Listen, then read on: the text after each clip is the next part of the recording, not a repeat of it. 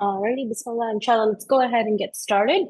And then if you have to again leave early or if you come in a little late, no worries. Inshallah, all of our sessions are recorded and get posted onto the YouTube channel. For all the ones we had over the last couple of days, over the weekend, inshallah, they should all be up on the channel by tonight. So assalamu alaikum and welcome everyone. Um, inshallah, we're going to go ahead and get started with today's session, which is in regards to how you can stay prepared and safe when you come on Hajj. Inshallah, we're going to be there every step of the way with you, but there's certain things that you can do from your side, both in the weeks leading up to your arrival here in Saudi Arabia and while you're here in the country in order to make sure that you're staying safe and also prepared for any sort of emergency situation. Um, so we're going to be discussing things in sort of three different categories.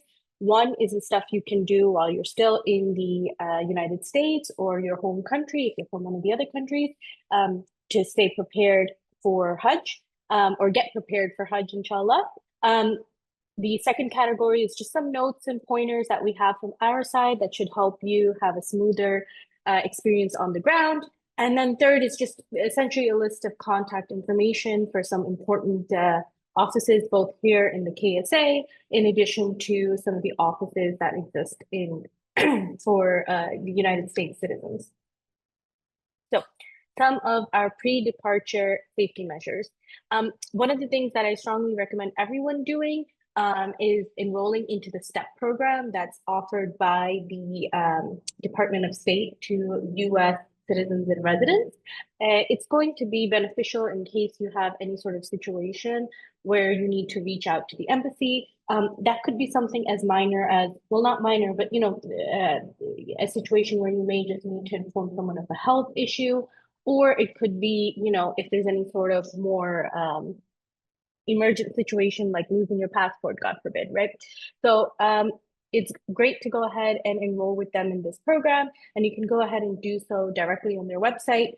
The State Department is very well aware of Hajj as a pilgrimage and are aware of a lot of the restrictions around Hajj, and they have actually a lot of details on their own website that could be beneficial to you as well. So if you go ahead and scan that QR code, it'll take you to their government website, but you can always just look up STEP or how to enroll into STEP, and it'll go ahead and guide you to the right page.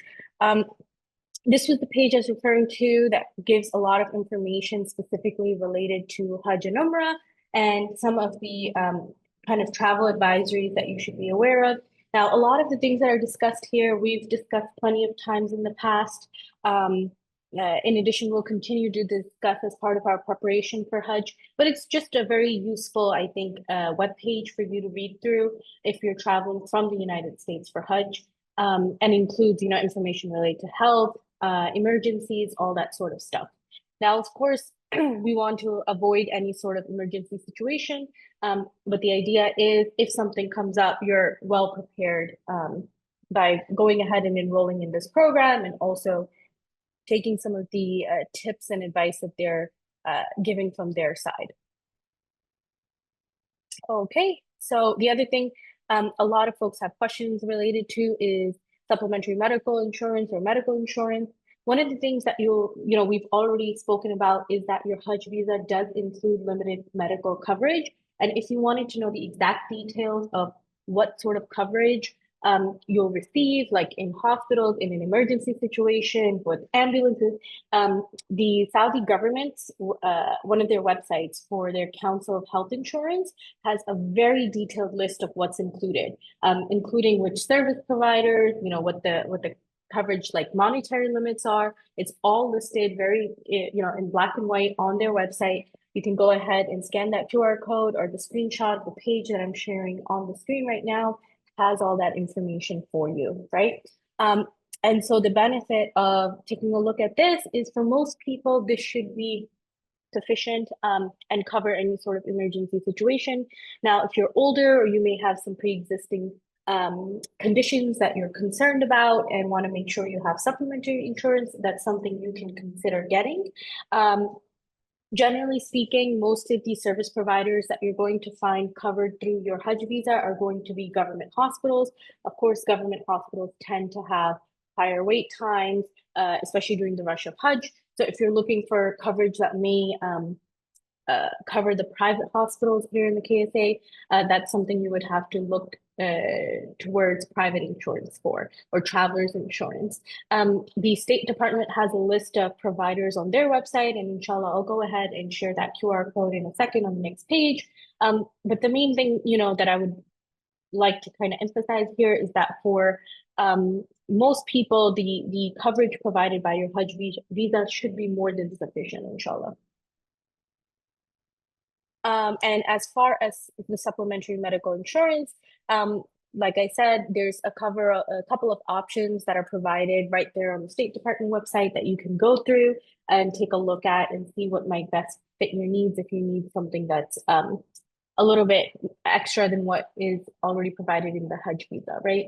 And now I had went ahead and just looked up a couple of quick quotes before this webinar just to get an idea for you guys. And so I used 65 as the age and put in the dates of Hajj and most of the travelers' health insurance quotes that I was seeing were between 150 US dollars to 300 US dollars. So it's certainly not too expensive if you're looking for that extra peace of mind. Although one of the things that you may want to consider is what it actually covers.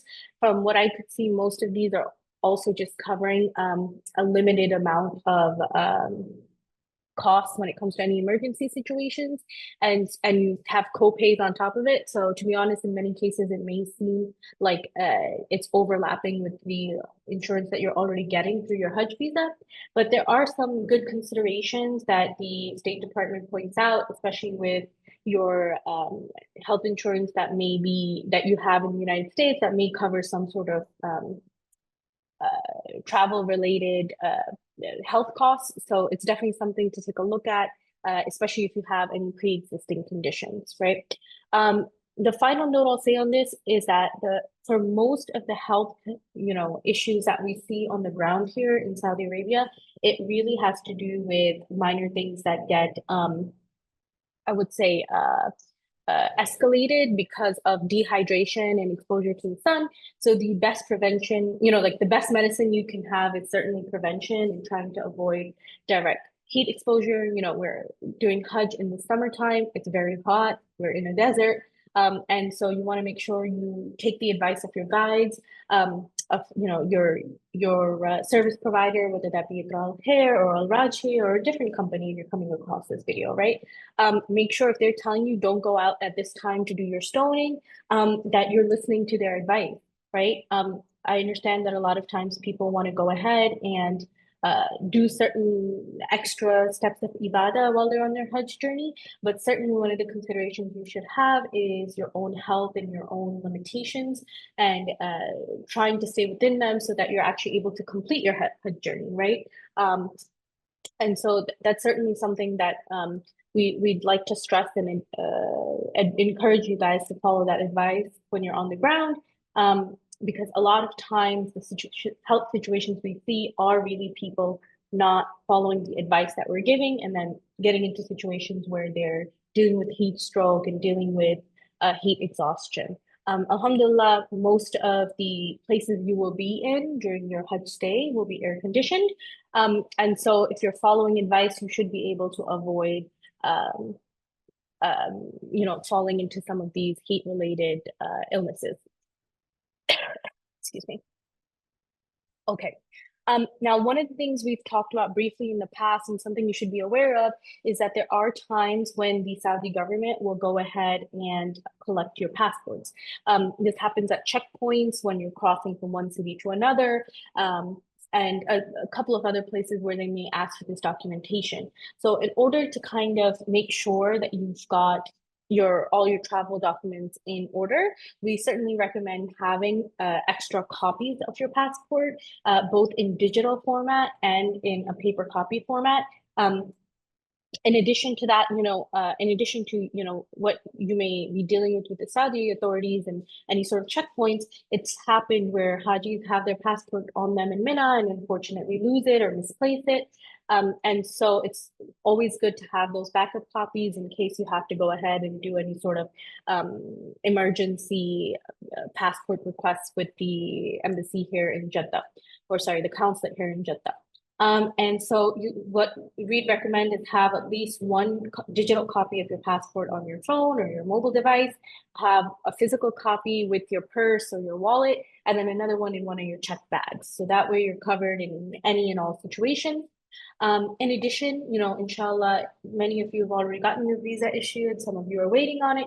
Once your visa is issued, please go ahead and make sure you have like a screenshot of that or basically a digital copy of that on your phone, in addition to a paper copy. Really, the best way to keep your paper copies of your visas is with your passport, of physical copy, your physical, passport, and then any paper copies that you've made of your passport as well.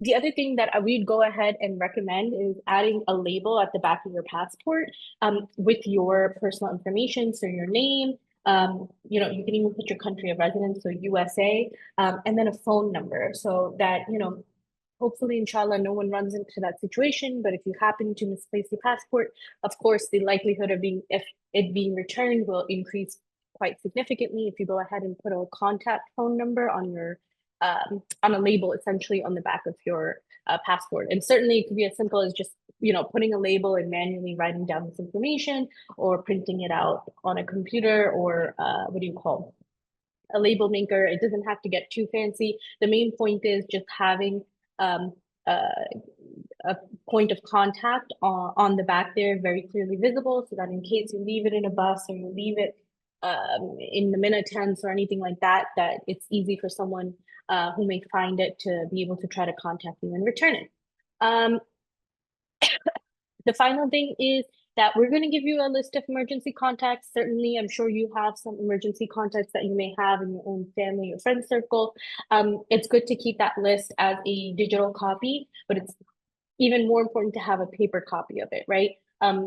Cell phones die, lose battery. So it's always good to have a physical copy of that information. And also in case of an emergency, it's good to have it on your person so that anyone who may be assisting you with your scenario is able to contact your emergency, like your emergency contact.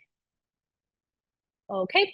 And so inshallah, that's pretty sufficient in order to make sure that you're well prepared for when you get here to Saudi Arabia. There's a couple of things, inshallah, you can do while you're on the ground as well to make sure you're staying safe. Upon arrival, when you are going to go ahead and get through immigration at the airport, and this is going to be whichever airport you land in, right? For most of you, you will be landing at Jeddah Airport. Some of you may be landing in Medina Airport first, right? So it's going to be whichever airport in the country you're going to land into first. So some people are going to land into Jeddah and then take a local flight to Medina. This will still happen in Jeddah for you, your immigration. Some people will arrive directly from, say, Istanbul to Medina. In that case, you're going to have your immigration in Medina. Either way, when you go through immigration, they're going to go ahead and put an entry stamp on your passport. What's good to do is go ahead and take a picture of that as well, so that you have it in your digital device for safekeeping in case it's necessary or needed in the future. Really, that's the only case where that may come into play is if, again, inshallah, not the case, but if you were to lose your passport. In addition to this, one of the things that will keep you mentally prepared for is that you will be ushered out of the airport.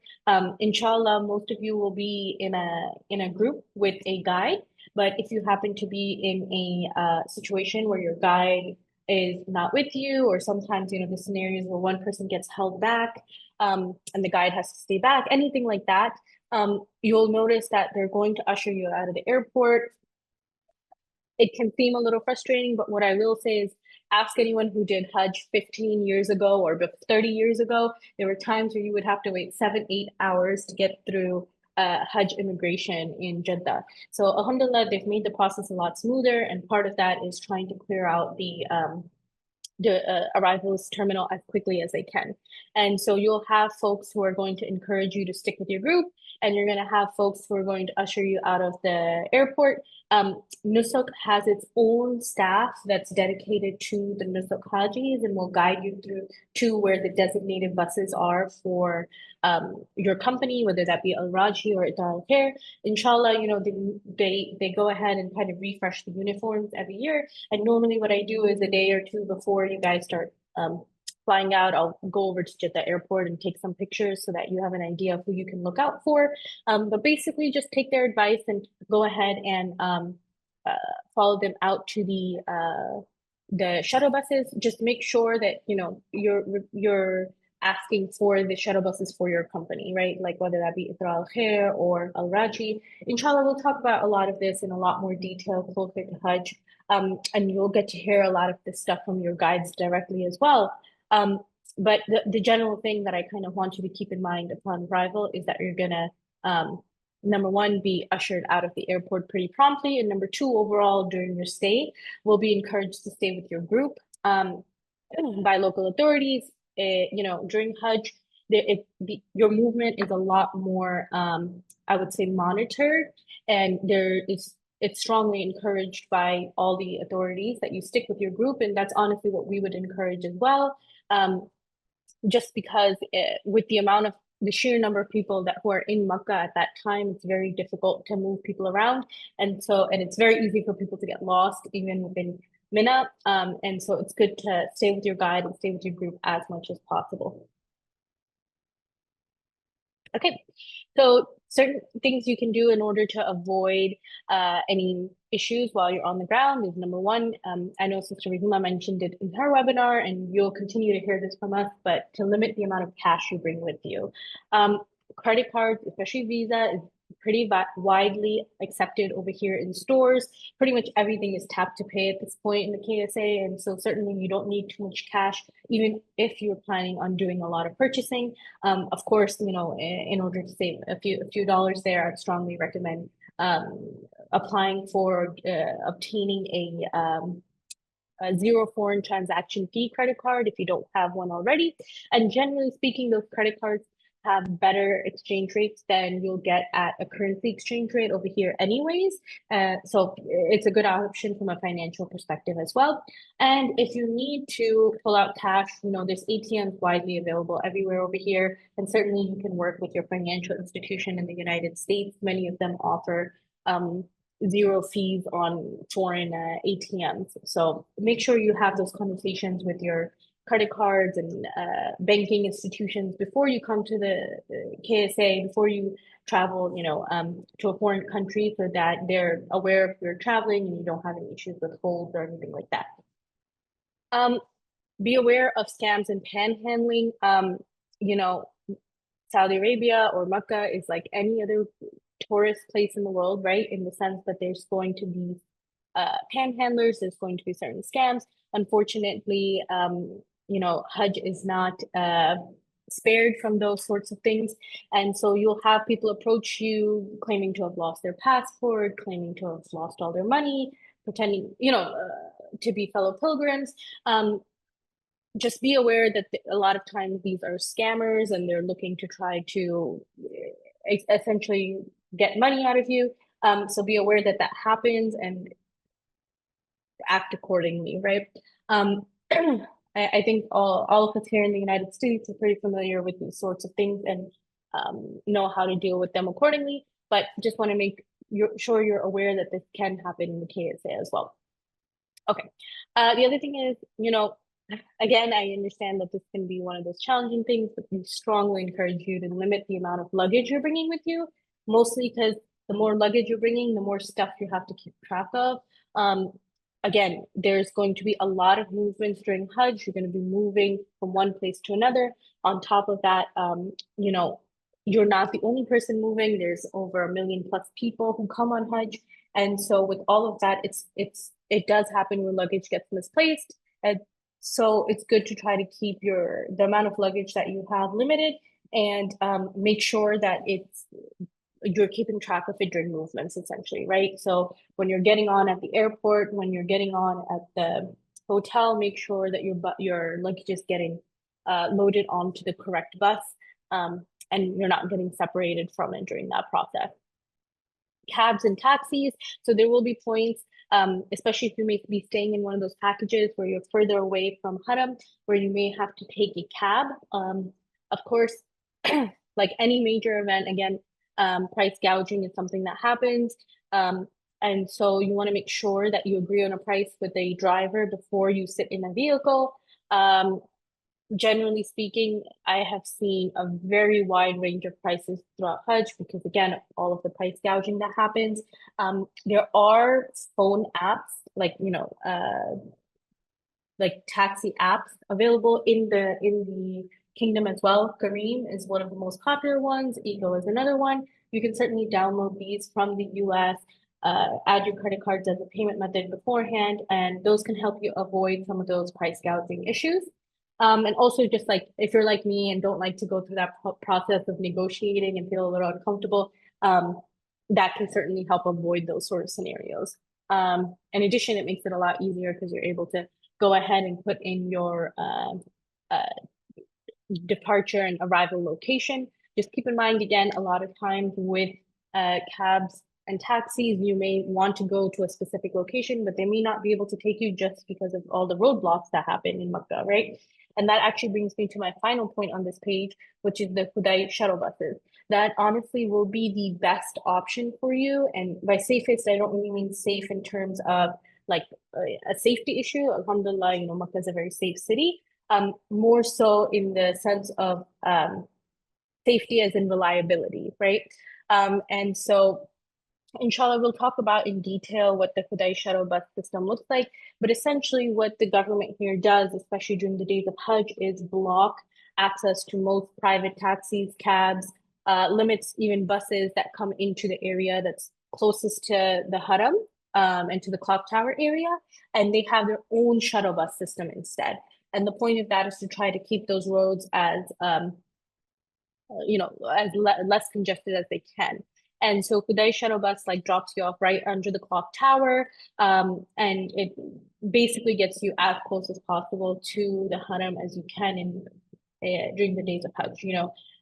Cabs and taxis will probably be stuck a lot further out. And most of the service provider buses too. So say for example, you have to take a service provider bus, provided by Al Raji or Al Khair, will take you to Khudai bus station, and then you have to take the government shuttle bus from there to the actual Haram area. So we'll talk about that more on a technical front later on, but I just wanted to point out that, while you can go ahead and download these taxi and cab apps and you can budget for this a little bit, you have this amazing option with the Khudai shuttle bus that genuinely is the easiest way to navigate Makkah during the days of Hajj. And honestly, I use it myself too when I go to Haram area because it's a lot more convenient than cabs are. Okay, in the holy masjids, right? So whether this be Masjid al-Haram in Makkah or Masjid al-Nabwi in Medina, one of the things you'll see is mosque workers and staff, the cleaning staff may approach you or may hover around you expecting tips. You are under no obligation to give anything. A lot of people like to do it because these are low-wage workers and they do rely on tips throughout the year. But in case you feel uncomfortable with any hovering, just know that's what's happening. Be aware if you're about to give someone money, you may want to be aware of how you're doing it just because there's usually 10 other people who are hovering around at the same time, and you may have people approach you. Especially as a female, like I myself would get uncomfortable sometimes when a couple of them come, make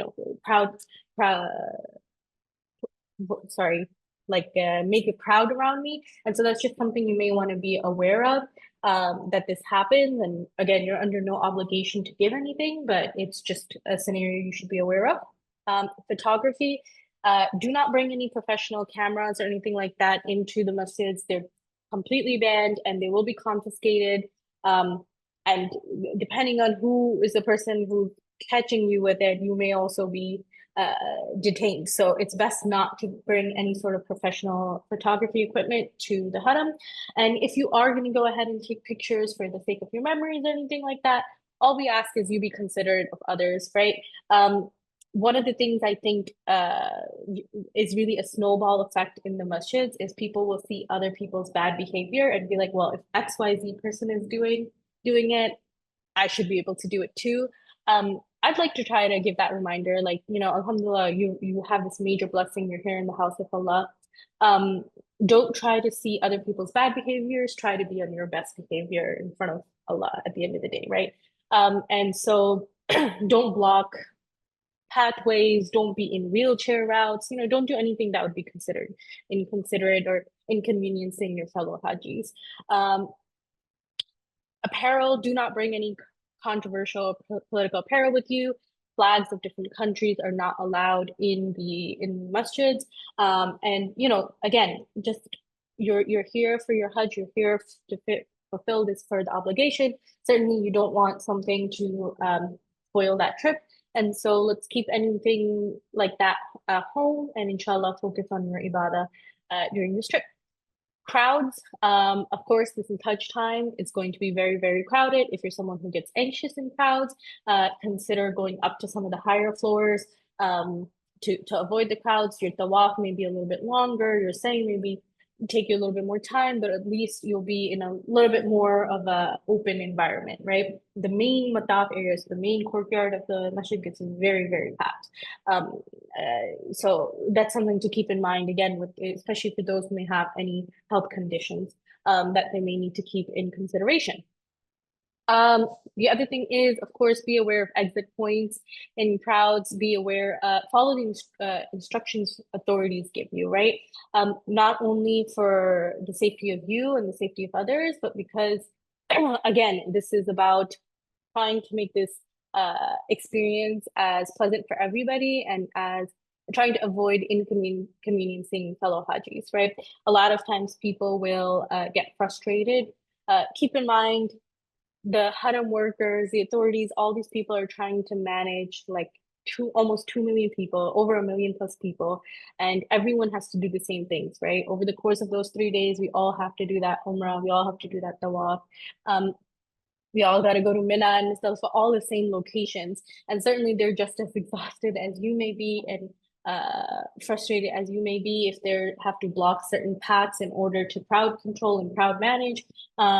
Instead of getting into arguments and getting frustrated, especially in the state of Ihram, just try to stay cool, keep your cool and follow the protocols that they're giving. I know a lot of times it will not make sense. I've had it happen to myself too. And what I remind myself is I'm in the state of Ihram. Let me just go with the flow. That's what I'll tell you guys as well. Personal items, keep your personal items limited when you're coming to Haram. If you show up with a big backpack, they won't even allow you in. The best thing, and I'm sure Sister Rahima shared it in the packing list, would be like a string bag, or any sort of small bag essentially. For ladies, if you're going to keep a purse of some sort, something crossbody may make more sense than a shoulder one. It's just going to be more inconvenient when you're doing the walks and stuff and people are pushing past you. So a backpack, a small backpack or a crossbody bag will be best. Obviously keep the number of personal items limited. You can't bring food or anything like that. You got to keep, pretty much a water bottle is probably all the food or drink you should be keeping on you. You keep a shopping bag in your backpack or whatever to keep your shoes on you at all times. Because I'm sure at this point everyone knows if you put your shoes somewhere, you're gonna lose them in the masjids because they're so big. But yeah, keep all that stuff on you, and yeah, don't bring too much cash on you even into the masjid, right? If you do have cash on you, your hotel room should have a locker. You can try to keep it there, but the main thing is to try to limit that stuff. Ladies, if you have expensive jewelry, again,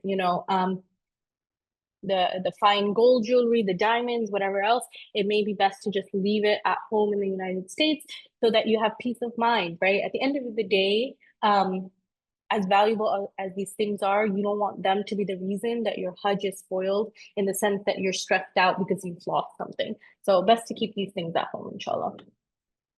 Health, okay. So there are pharmacies all around the holy cities, all around the masjids. Most of them will honor prescriptions written by your home country. So, say for example, you have, God forbid, you have a major prescription for like a diabetes medication, a blood pressure medication, and you happen to lose it. They should be able to go ahead and issue you a prescription based on issue you the medication based on your prescription from your home country. Just have that conversation with the pharmacist. Disability services, unfortunately, are limited in the KSA, and that's something you should be mentally prepared for, right?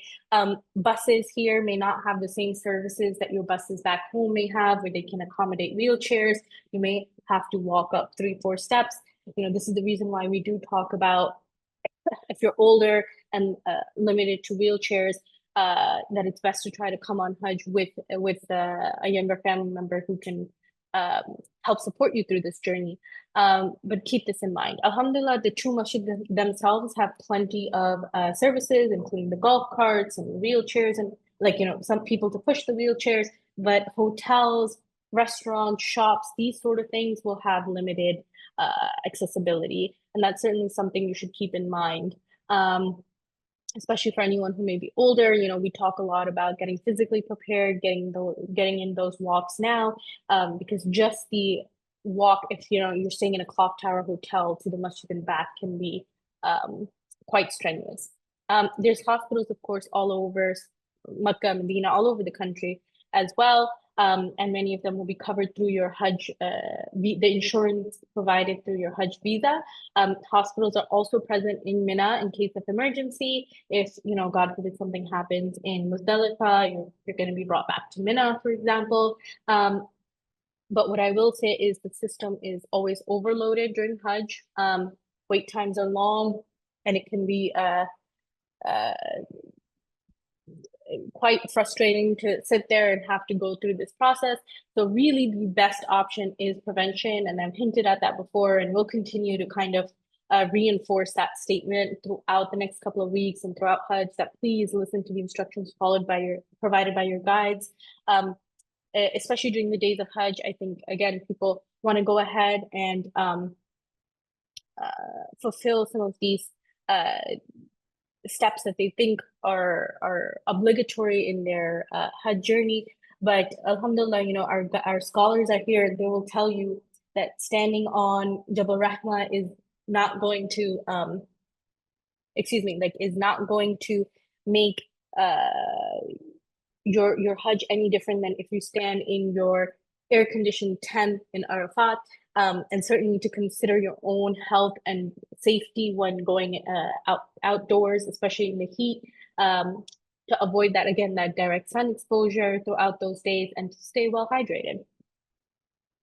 Okay, the last bit of this is just going over the important contacts and numbers. Inshallah, this will go ahead and be shared with you. In addition, all this information is actually available on the US State Department website, save for our numbers from Noor Al-Fajr.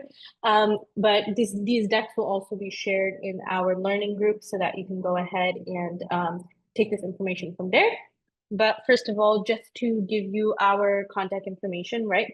You already have our help desk number, and that's the one that you're going to continue to use till you land in the KSA. And even when you're here in the KSA, you can contact that American 888 number that you've been in contact with for the last couple of weeks, for some of you for the last couple of months.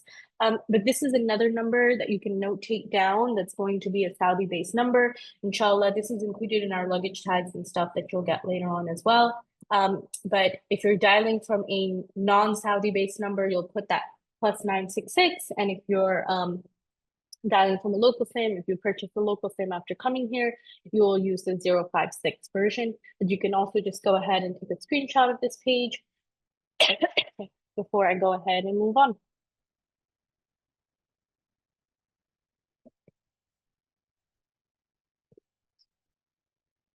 Okay. And that's our help desk number. I think everyone's kind of familiar with that at this point. So I'll go ahead and go through that pretty quickly. Okay, and so this is the information for the American consulate offices in Jeddah, including their phone number and how to contact them. Inshallah, again, if you have any sort of emergency situation, of course, you should loop in our staff as well, and we'd be happy to guide you through this process. But if anything is a major emergency and you want to directly first contact the consulate before even making our team aware of the scenario, that's the number. Regardless, you should go ahead and save that as a contact on your phone. It's always good to have this backup information. So that if there's any emergency situation, we're prepared for it. Okay, perfect. And oh, I'm sorry about that. I think someone just showed up to my door. The emergency contact information for Hajj authorities. So these are all the local contact information um, for basically the authorities here in Saudi Arabia. Again, I would encourage you guys to take a screenshot. Inshallah, this information will be shared in the groups as well, closer to, and we'll encourage you to save these numbers. But in case you get lost, in case you have any major health issues, or if you need to contact the offices of the Hajj authorities, those are the different numbers available to you. And I'll go ahead and leave that on screen for a few seconds, sorry. And while I'm doing that, the last slide we'll have here and the last thing we will be discussing really is the fact that, I know it can be overwhelming to hear all these different worst case scenarios. And I do want to, point out, alhamdulillah, 99% of people come and go and have a very smooth experience. And inshallah, as far as health and safety goes, of course, Hajj itself has its own challenges. But the point being that inshallah, everything will go smoothly. You shouldn't have any of the issues that we've spoken about here today. But the point of discussing this stuff is so that if you end up, God forbid, in the situation where one of those things happens, you're well prepared for it, right? Of course, our dua and the dua make it every year at the start of Hajj season is that all my Hajjis come, they make their Hajj, and they get home back to their families safely and have a Hajj mabrur, right? And that will continue to be my dua this year. But we hope that at least that you take this advice as a peace of mind rather than an extra or any sort of additional concern. And in addition to all this information we've provided you, our team will continue to be here and is going to be on the ground here.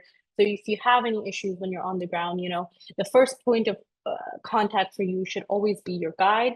And then, of course, the rest of our team, the Noor Al-Fajr team, Al-Raji team, and everyone else here is happy to help in any which way that we can. So thank you so much for everyone who joined today. I hope I didn't take too much time on your weekend. We've got a few minutes left, so inshallah, I'll go ahead and take a look. I know I've been seeing the question roll into the Q&A.